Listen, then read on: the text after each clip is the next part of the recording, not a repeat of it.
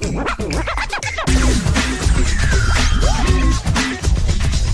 everyone, this is Steve Good, and welcome to our next episode of the Coin Chat. Joined again by Yuri Cataldo. Yuri, as always, I'm sure you're doing great, but I'd love to hear how are you today? Well, hello, Steve. I am, of course, doing great, and I'm It's really... your standard response to say you're great. Is there ever a day you're not doing great? There are definitely those days, but I prefer not to chat with you on those days. Fair enough. Yes, I'd like avoiding you on non-great days too. Exactly. Those are sad days when I sit in the corner and keep... Oh, we don't want sad days with you, Yuri. We only want great days. Exactly. I mean, it's finally getting warmer in Boston, although I don't want to jinx it because it's only February. But spring is right around the corner, and I'm a big fan of warmer weather in spring. So and we always appreciate warmer weather in London, but with all the rain and all the cold weather, spring must be around the corner soon, please, because we're sick of the yucky sort of half winter, half not winter weather we've had this year. Yeah, exactly, which is good. And so what's going to make today great, even more great for you, is we're going to talk today about tokens and coins and all the great, interesting things that make them interesting and make people want to know what they are and why they exist and all that other good stuff, right? Mm-hmm. It is, which is good because I have got a lot of questions for you as I do my own research on there, which is good. Cool. But before we jump into coins and tokens, I think there's some other interesting things that have been going on in token world. I must admit, though, first and foremost, I didn't get a chance to try spending any Bitcoin this week, so I am sorry, everybody. I will say, though, and Yuri, you've heard this already from me previously, there is a friend of ours who's apparently trying to go out and buy a tank with Bitcoin. I don't know how he's going to go about this. It's some crazy place in the U.S., and we sent him off on a mission. So we're waiting for his feedback on what he's tried to buy, and we may even invite him to join us on this chat to tell us some of his exciting and interesting experiences and challenges of trying to spend Bitcoin. But we've sent off some of our friends on missions to try, so I would love to hear what happened if he actually tried to buy this tank. Mm-hmm, me too. It's going to be, either way, it's going to be a very interesting story. Or not a story. Or two. And he may just show up driving around in a tank, which will be awesome. Oh, God, that would be cool. Yeah. Probably limits to... You have to have a driver's license to drive a tank around in the States? I don't know what the laws are on how you can drive. I know you can clearly own a tank, but I don't know, is a tank street legal? I don't know. You can own a tank, but presumably you can't put the firing mechanism? Yeah, you can't fire the thing, can you? No. You definitely can you? I mean, is there is it one of those things where we have gone so far off topic on crypto now? We have. Crypto tanks will be like the tank coin. And please don't anybody get stinky, silly ideas on this one. We don't want anyone launching tank coin, okay? Because then we'll know it's a scam. Turkey coin, bad enough, Yuri. We're not even going to talk about that one. You can follow Turkey Coin on Twitter right now. Oh, you're kidding. I started Turkey Coin on Twitter. I think I know you started it. Do you actually have followers? No, I have to double check. I think at the time I had 2 followers. Well, my wife's very good with the social media. You should ask her just to start generating followers for you to see how it goes and see if we can get our Turkey Coin followers up just for fun. And actually, everyone subscribing to the channel, if you could just follow the Turkey Coin on Twitter just for fun, that would be amazing. Just because it'd be funny. Yes, it would. And it's the ultimate scam, and we're creating, we're not even going to do anything. We're not even going to launch it. It's just to make it funny. Maybe we could even get covered in the press for having the Turkey Coin Twitter project. I bet we could. I mean, why not? Everybody wants to know what's happening with their turkeys. And So Turkey Coin, every week from now on, then, Yuri, we got to have an update on how many followers we've got on the Turkey Coin. Deal. It's your fault. You launched this Turkey Coin Twitter page, and now it's in the public's eye. So it is. People gobble. We go. Excellent. Well, then next week I will make sure to update you on what's happening in the world of Turkey Coin. I'm going to have to go and follow it just to try to increase your followers by 50%. Definitely. So in completely separate news, interestingly enough, you might remember the company called Atari from years back. Well, interestingly enough, they've decided to launch the Atari coin. Wait, really? Yeah. That's cool, So really cool. yeah, so I mean, I thought it was a little bit weird at first when I was looking into this, but in fact, Atari still, the holding company still exists, which is Atari SA, which is the French company that's the holding company for the former Atari Inc., which was the publisher of all the video games, and like Tetris and Pac-Man. Mm-hmm. But apparently they've taken out some sort of a percentage of, I think it's 17.5% of a platform called Infinity Networks. And they're going to be using this platform for some sort of blockchain-based digital entertainment platform for developing online gaming of some sort. Not entirely sure what they're going to do with it, but I mean, I don't know if it's going to be the most cool thing ever or it's just going to be a complete and total flop, but it's certainly interesting to follow because I used to love Atari as a kid. So, ping pong, or what was it called? Pong or something. Pong, yeah. Yeah. Pong and Pac-Man, that's what I used to play at my grandmother's house. Oh, and funny enough, I just spotted this I was just reading the article. So apparently, including Atari's second projected cryptocurrency, the Pong token, which will be dedicated to crypto casinos. Oh. I don't know how Pong relates to crypto casinos, but anyway, let's follow this. This will be interesting to see what Atari does. This will be another one of our follow-up stories on the latest news on Atari. Maybe we should even contact them and get them on the podcast. Yes, we definitely should, because I would love to see what they are up to. That's awesome. Also, right, cool. so in more cryptocurrency news, do you remember 50 Cent? 50 Cent, the rap artist. Yes. So he was very, very popular. I mean, I think I heard him back when I was graduating high school, early college.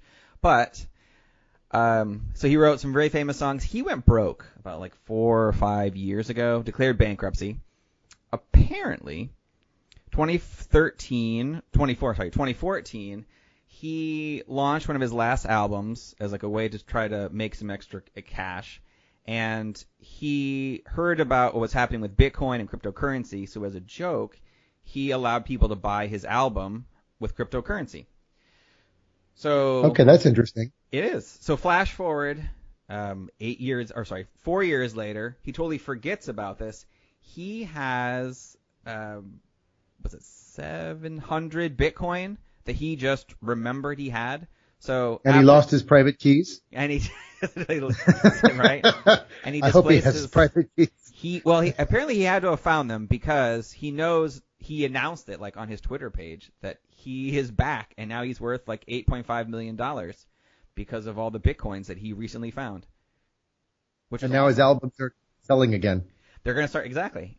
They're going to start selling again. And so he's going to do the Bitcoin rap now, huh? Oh, of course he is. He's totally going to be that guy who's like, look what I'm doing, Bitcoin. You could really launch the 50 cent coin because then it wouldn't be really worth anything more than that, would it? He could. Well, the 51 cent. Every day the coin price has to change. So today it's the 50 cent coin and tomorrow it's the 60 cent coin. Yeah, it totally would. I wouldn't put it past him. He does have a book that he co-wrote called The 50th Law. So I wouldn't put it past him to also release a 50 cent ICO coin or something. He's a smart guy like that. All right, well, as long as he didn't lose his private keys, he's done better than a lot of people out there. I don't think he lost his private keys. It may be just a giant idea just to make us, believe that he's back in it. But good That's for him. Cool. Well, hopefully he didn't, and yeah. I think that's awesome. Well, he's done one better than Lily Allen, who didn't accept the Bitcoins, and in the end, they're worth hundreds of millions, and she blew that. So good for 50 Cent. Well done, you. That's right. Awesome. Well, so I know today we're going to talk about tokens and the economy, and so I'm curious to find out, when you're looking at ICOs, what should we be looking at when we're looking at the actual tokens? Yeah. So there's probably 3 different things that we could talk about with tokens. We'll start with the first one, which is how an ICO goes about selling them and what you should look for when you're looking at ICOs and projects, just the beginning part. And then the second part of it is what I'll talk about is about their token model itself and what the token model looks like and what to look for there. Mm-hmm. And then the third part we can really talk about is a little bit more about just how tokens are used in platforms, which is what they call the token economy. Okay. So if we kind of consider today to be everything you wanted to know about tokens and coins, that's kind of a nice way to start it. And the opening part really is about when a project, an ICO, is selling tokens or coins. The words are oftentimes interchanged. They oftentimes refer to terms like a soft cap and a hard cap. And I don't mean like construction workers versus baseball caps, by the way. Although some people probably would think that. Yeah, definitely. Especially the lady that I was trying to buy a Rolex from with Bitcoin a few weeks ago. I mean, she probably thought a hard cap was something entirely different.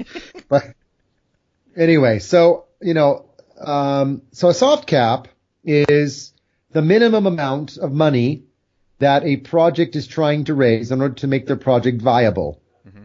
And the kind of unwritten rule is if a project says that they're trying to raise $10 million and that's their soft cap, what they're saying is if we don't raise the $10 million in the soft cap, then we will return all of the money back to all of the investors, to the wallets where the money first came from, and we'll shut the project down.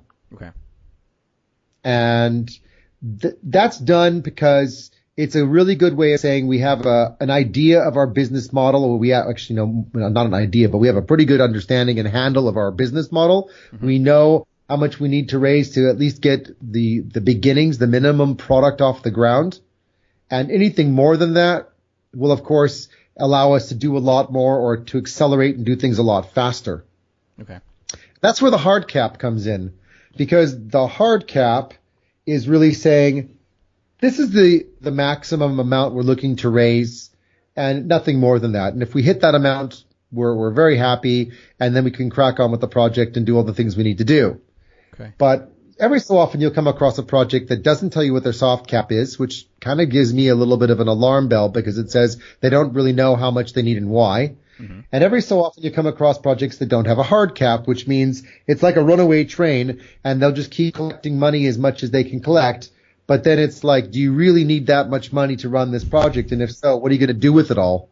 So again, these are they're almost like breakers that are put into the system to help us to gauge whether a project, has their game straight at the beginning and has their game straight at the end. They might get it wrong. They might have not raised enough in the soft cap. They might not have raised their target high enough for the hard cap. A lot of projects don't reach their hard cap anyway, which is fine. But at least it gives us some gauge that they're setting boundaries around what they're trying to raise. Should we be worried if the hard cap seems outrageously high? So define outrageously high.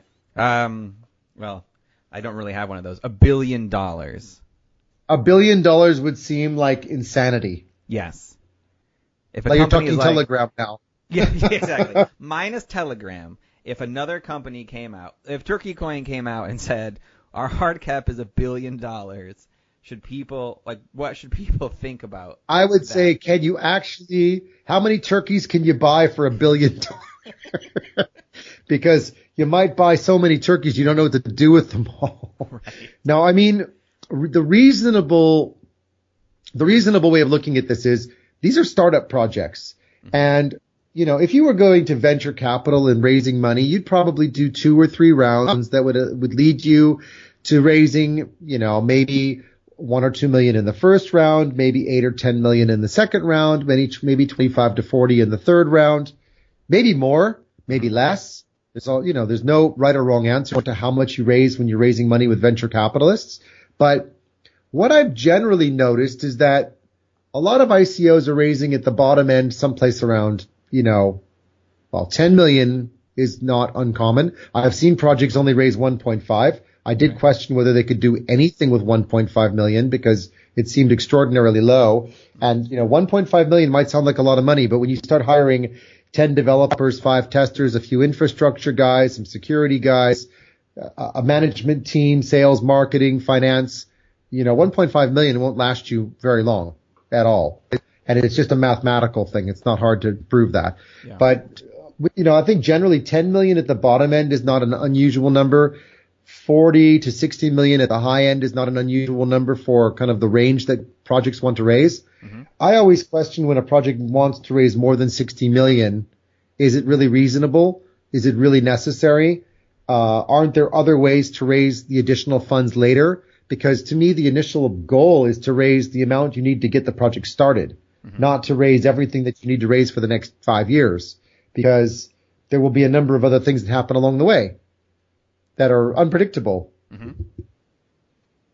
So, so I mean, it's kind of a gauge, right? I mean, soft cap might be 10 million, hard cap might be 40. Those are very typical numbers that you tend to find. Soft cap of 2, hard cap of 40 is also possible. Okay. But when people start going above 60 million, I usually start getting a little bit wary and saying, do you really need that much? And some justifiably do, but not necessarily in the first 1 or 2 years. And, there's always question as to whether they could hold some tokens back for the future to raise money in the future. Could they go out to venture capitalists later and raise additional funding? So there's lots of other things they could do, but, it's always interesting to see how people define themselves in their projects. Okay. In your experience, how did these ICOs come into play with, like, in between, like, before or after private sales? So are often the startups speaking with maybe VCs or other private individuals first to raise money and then go into ICO, or is it a like one or other kind of a thing? So it's a really good question, actually. So there's actually 3 terms that I see used quite regularly with ICOs. You see the terms private sale, pre-ICO, and ICO. Okay. Now, a private sale, as it obviously states, is it's a private sale. Usually it's money that's raised privately, friends and family, with VCs, venture capitalists of some sort, some amount of money to get your project started. Sometimes that money is enough that it actually can be declared your soft cap raise as well, which means you could go straight out to the market and say, we've already done our soft cap, and now we're just doing a pre-ICO and an ICO. Okay. Now, a pre-ICO is oftentimes done where the coins are sold at some sort of a discount, and sometimes for a shorter period of time than the ICO, sometimes for the same length of time as the ICO, but it's really supposed to be like the early birds getting in first. Okay. And then they follow that with an ICO. Not all projects do pre-ICOs and ICOs. All projects do the ICO because that's the main sale. And equally so, I don't think there's any rules about doing an ICO and then going to venture capitalists and saying, we've raised 40 million. We're now looking to raise 100 million to drive the project further because we have these next stages of things we're going to do, expand the business to these countries, these regions, these services, what have you. So that's certainly something that I would think is possible. I don't think we've seen it happening, but at least publicly, it hasn't really been something we've seen much of. I'm sure it's probably starting to happen, but it's not something we see a lot of. But it's certainly going to start happening more in the future because the initial raise is exactly that. It's an initial raise, and projects that are, running well, doing a good project will, of course, eventually need additional funds to accelerate the business. Whilst they're already making some revenue, they're going to still need to do additional things as well. And it's not uncommon. I mean, Coinbase went through, I think, 4 or 5 funding rounds that started at I forget what it was. It was a really low number, like a couple of $100K or a couple of million, and then their second, I think their round A was like 6.1 million, and their second round was like 25 million, and then it just kept going. So that just gives you an idea of the scale in which, money is needed for these projects. Because technology takes a lot of development and a lot of testing and a lot of support and a lot of marketing. So it wouldn't surprise me to see money come in after ICOs at some point in the future if it's not already happening. Yeah. Okay, good. So after then this initial raise happens, how are the tokens distributed, and how should somebody look at the distribution of tokens, and is something that's actually a good model to watch for?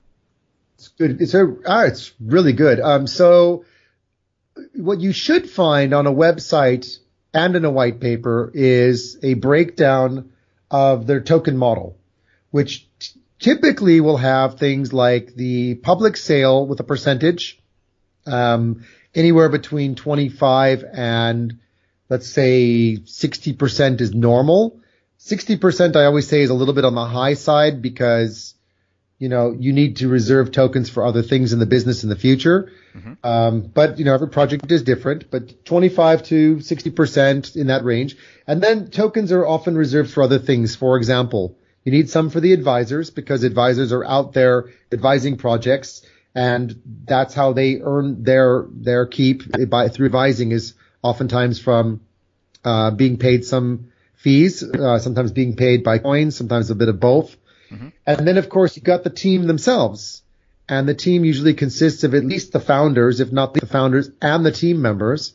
And it's really important to make sure that the founders themselves are being given tokens or coins, because what that says is they're not going to just sell their tokens and disappear, but they're actually being locked in. So you want to make sure that the founders are being locked in for a period of 18 months to 2 years where they cannot sell their tokens themselves. Okay. And that's a really good way for them to demonstrate that they're there for the long haul. And if they leave, of course, then those tokens shouldn't really stay with them. But we don't always see publicly how they've decided to do that. But at least we know that there's a percentage that's public sale, a percentage for team and founders, a percentage for advisors. And then there's a range of other things that tokens can be distributed to, including legal advice. It can be distributed for business development or for future liquidity. It can be saved for bounties and referral programs. So there's a range of other things that can also be applied, but really the most important ones are the public sale and the management team and the advisors, because that way at least the kind of core structure and foundation is there. Okay, that's good. Now the next part, you were going to ask me something first. Go ahead. Well, actually, that was going to be leading into our next part of how do we know how the token will be used within the platform. Yeah, so good question.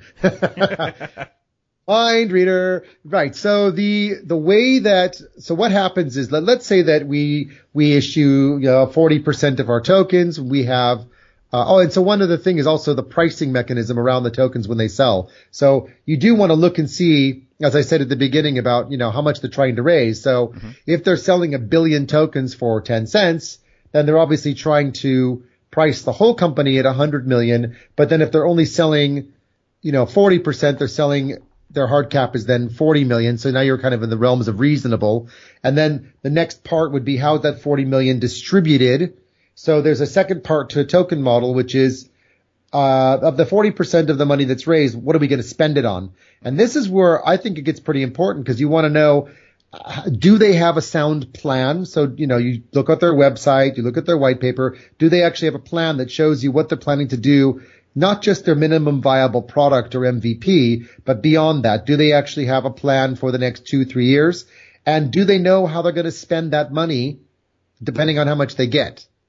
I've seen really good white papers that actually broke it down and said for the first, say 50,000 ethers or whatever that was equivalent to in dollars at the time, this is how we're going to spend the money. And for the next 50,000 ethers, this is how we'll spend the money. So, when you raise 40 million, first part is, how are they going to spend the money? And the second part is, how are they distributing that money within the organization? So, for example, what's very common is you say 30 or 40% is for development, 30-40% is for operations, and 20% is for marketing, 10% is for legal and advisory services and banking services, and what have you. So it's very common to show people how you're actually planning to distribute that money within the organization post ICO, funding raise. Okay. Is there a system where they show? Well, so this may be. Hopefully, this doesn't get us off topic. But for example, like Microsoft is interested in getting into things with blockchain. Is there a system where they show that the token doesn't necessarily have to be public facing? And that may be. I may be just asking a sideways question on that one. Or a weird question. Yeah, or a weird question. We'll just edit but that what do you mean? But what do you mean? Well, let's just. We don't have to edit this out. Well, yeah. So what do you mean by a? I guess the question is: Does every project have to have a public-facing token in order to work on a blockchain? Like I'm gonna use Microsoft as the example, because I know Microsoft is talking about how they're working on new projects and integrating blockchain technology into their system. Now, do they have a token that you could then buy, or or operate. Okay, so interesting question, right? So there's actually, so this is actually takes us to the third part, which is token economics. So yes, there's actually a couple of things here. So, a blockchain, as we've talked about in previous episodes, is nothing more than really a ledger where you're writing down or storing information about transactions or information that's taking place so that it's immutable or unchangeable. It's written down and it's stored so you know that it is what it is. Mm-hmm. You don't need a coin to do that. But for ICOs to look like good ICOs, it's generally preferred that you have what's called a token economics model, which means is the token itself being used as part of the structure of the project. So an example would be that if I were selling you something, and I would probably use the token, for example, as transaction fee for that service, or I might use the token to actually collect points to then spend those points later on something. So the token has to be used as part of an internal process. So, tokens themselves, when an ICO completes their ICO and they have their tokens now issued to the public. So, you just got some tokens, I got some tokens, and we've all got tokens. Now what do you do with these tokens or these coins? So first and foremost, those coins show up on exchanges. Mm-hmm. And those exchanges range from a whole variety of exchanges. There's about 100 of them out there. Some of the bigger ones are like Bittrex and Binance and KuCoin. And there's a whole variety, Poloniex and Kraken, and I could just, Bitstamp. I could just keep listing, could go on all day. There's just tons of them. So that's where you can buy and sell the coins as if you're trading currency on a currency market or shares on a stock market. I mean, for all intents and purposes, it's kind of a bit of both. It's neither one or the other. It's just you're trading coins. But if you own those coins and then you take those coins to the platform that you're using, then you should be able to use those coins for a purpose. And some projects don't do that, which is actually, I mean, I'm not a big fan of projects that just, go out and raise public funds and then don't have any use for their token. I just find that to be a little bit naughty. Okay. Because shame on you. Because the whole point of doing an ICO and having a token is because you want the token to do something in the platform. Mm-hmm. I mean, even Binance themselves will let you. They have a token, and their token is on the exchanges, but their token is actually used as a transaction fee within their own platform, which is interesting. It's a bit different, but that's using the token as a transaction model. But I've seen other projects where, and I think we've talked about this before. We've talked about like a project where it was like a loan project, and I was loaning Bitcoin for dollar, but what was the token used for? Well, it wasn't used at all. And it was, you don't need an intermediary token to do something in the context of Bitcoin for dollar loans, but you might need the token for a variety of things that revolve around trade between different things, for service fees, for loyalty programs.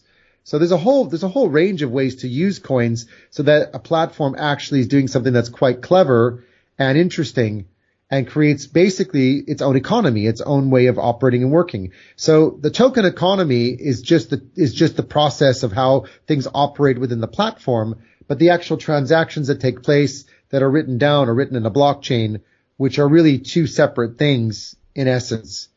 They're not really completely intertwined in that sense, because there are other types of blockchain projects that are called private blockchains or permissioned blockchains. Mm-hmm. And what the difference is that like if it's a permissioned blockchain, it would mean like you have to have permission to approve something. And in normal blockchain world, you don't have permission. Everything is just, I send it, you receive it, as opposed to I want to send it, and therefore I have to have someone approve it before it can be sent, which is what some of the corporate blockchains are doing.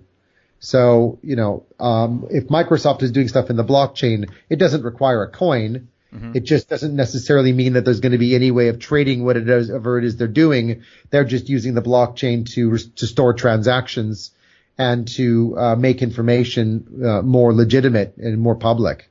Okay. Or maybe not public. It could be private. It could be in their private network, but it's accessible to people to see what's happening. Okay. Plus, it's an efficient way of transacting. Oh yeah. Okay. Oh, good. That's good to know. Thank you for explaining that. That I always get kind of confused on some of those. Cool. Well, I'm happy to share that with you. Mm-hmm. As long as you're still feeling great at the end of it, I'm okay with it. Definitely. I always feel great at the end of these, and I always learn something new. Oh, that's cool.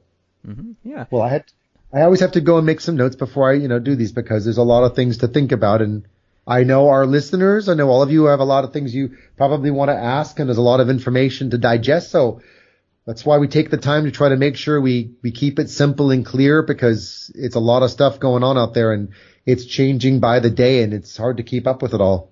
Mm-hmm. Definitely.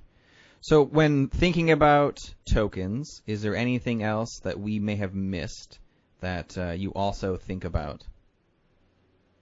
Did they go up? Every day I wake up and say, did they go up or did they go down? And then when I realize they went down, I know what I missed. You're right. Well, actually, that brings up an interesting question. So is there any connection between the value of a token and the usability on the ICO, the actual ICO company? So if Turkey Coin, its token goes up and down in value, does that change any kind of user or using type of model on the actual Turkey Coin platform itself? Yeah, so I've actually got my own expression I call the ping pong effect, and I use this example in the context of the media and marketing companies that I've seen that are trying to do some of this stuff who haven't thought this through. So the simple answer to your question is it should be possible to create a token economy where the price within the platform should be unaffected by the price of the tokens on the outside. Mm-hmm. But most people don't really think about that, and they end up doing it as kind of all one and the same. So here's the example of where I've seen this. I've seen one particular project I was just watching. I never did anything with it, but I just wanted to share with you what I saw. And that was that they were creating an advertising network where advertisers could buy advertising space cheaper. Mm-hmm. And because they were bypassing certain protocols and making it easy for the advertisers to sell directly to the buyers without middlemen, which was okay. That's quite interesting. It was quite cool. And they were making it so that the advertising could be more custom to the individuals that were receiving it, because you could custom what you want to receive or don't want to receive. Mm-hmm. All very cool stuff. So here's where it goes wrong. The price to buy the advertising space right now is, let's call it $1. And that's fantastic. So it's really cheap and people are buying lots and lots and lots of it. And what happens is that on the outside world, in the exchange world, people get very bullish about this particular coin. It goes from $1 to $2 to $3 to $5 to $10 to $15. And that's great. Over the 6 month period, it's gone up to $15. But now the advertisers that are trying to buy and sell their advertising space or data have suddenly found that the prices become so out of control that it's no longer an affordable platform. So they all start pulling away. So of course they all start pulling away. News gets out that the platform's not doing so well. And so what happens now? Well, the price of the coin starts to go down, and now all of a sudden it's gone down again. And guess what? Hey, it's a really affordable platform again. Let's go back to it again. Okay, I see where that's going.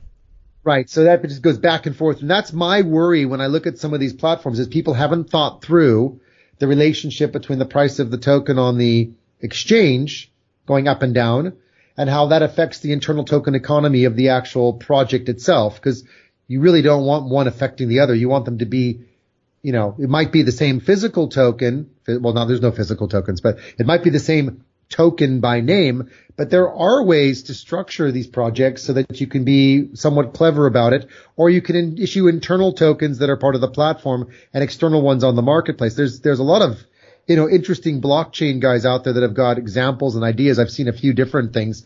Some stuff I read and I had absolutely no idea what they were saying because it was probably so brilliant that it went over my head, or it was just complete rubbish. I don't know which. But there are different, examples and ways of doing things. So yeah, I don't sign up to the roller coaster or the ping pong model, because neither of those really well, it's one and the same, roller coaster or ping pong. It's kind of a back and forth thing. And, I don't really subscribe to that because I think that just ends up with, it's never going to go anywhere effectively. Yeah. Okay, great. Oh, good. Thank you so much for explaining that. I appreciate that. It's okay. I'm happy to. You're always asking good questions. You always keep me on my toes. That's what I'm here for. Oh, very good. Well, so I'm not going to be a ballerina. That's good to know. And listeners didn't hear that. I didn't say I'm going to be a ballerina. I was just kidding. Anyway, any other questions, Yuri? No, that's all I have for right now. Thank you. Cool. I feel like I've shared a lot about tokens and coins, and I hope everyone listening in today has enjoyed it as much as I have. Tune in next week where we're going to talk with an ICO advisor who's going to share some of his tales and stories and some humor about some ICOs he's worked with and worked on, some of the crazy, silly, but dare I say stupid things that they've done, and maybe some of the more brilliant things they've done. Until next time, to the moon, and have a great week.